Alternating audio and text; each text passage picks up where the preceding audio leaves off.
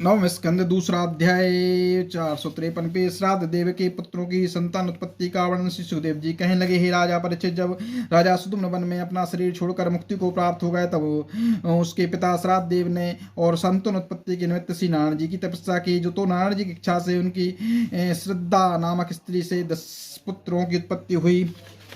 तब उसने अपने ज्येष्ठ पुत्र का नाम इक्ष्वाकु रखा, दूसरे पुत्र का नाम प्रखंधर हुआ। वह दूसरे दिन में गुरु वशिष्ठ की गौओं को चराता हुआ रात्रि में उनकी रखवाली किया करता था। एक दिन वर्षा ऋतु में रात्रि के समय एक सह ने एक गाय को आ पकड़ा। तब गौ को बुरी तरह ढकारना सुनकर प्रखंधर उठा और उसने बिजली की चमक में सह को देखकर उस पर तलवार का प्रहार किया, परंतु वह तलवार सह का एक कान काटती हुई गाय के पेट में घुस गई, इसलिए वह गाय तुरंत ही मृत्यु को प्राप्त हो गई। तदुपरांत प्रातःकाल जब वशिष्ठ जी ने उस गाय को मरा हुआ देखा तो क्रोधित होकर प्रखंधर को यह श्राप दिया कि तेरी तलवार से गौ की हत्या हुई, अतः तू शुद्ध हो जा।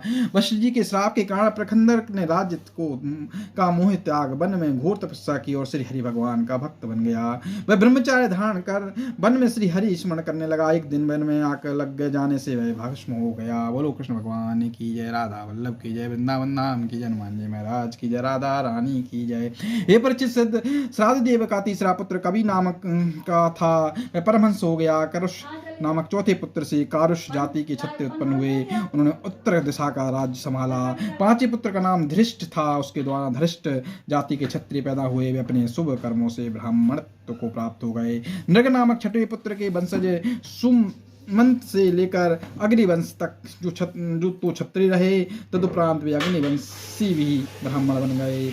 नमक नामक सातवें पुत्र का नाभ नामक पुत्र हुआ। उसके कई पीढ़ियों बाद मर्थ नामक एक ऐसा प्रतापी एवं चक्रवर्ती राजा हुआ जिसके 12 किसी दूसरे राज्य में राजा ने यज्ञ नहीं किए थे। उसी वंश में एक तृण बिंदु नाम राजा के ने अलम्बुका नामक अप्सरा से विवाह किया। उस अप्सरा द्वारा इडबिड़ा नामक एक कन्या का जन्म हुआ। इडबिड़ा जो विश्रवा नामक ऋषि को ब्याही गई। उस इडबिड़ा के गर्भ से कुबेर का जन्म हुआ। तृणबिंदु नामक राजा के विशाल नामक एक दूसरे पुत्र में वैशाली नामक नगरी बसाई थी। उसके वंश में हेमचंद्र और सोमदत्त आदि कई धर्मात्मा राजाओं का जन्म हुआ। बोलो कृष्ण भगवान की जय, राधा वल्लभ की जय, वृंदावन धाम की जय, हनुमान जी महाराज की जय, राधा रानी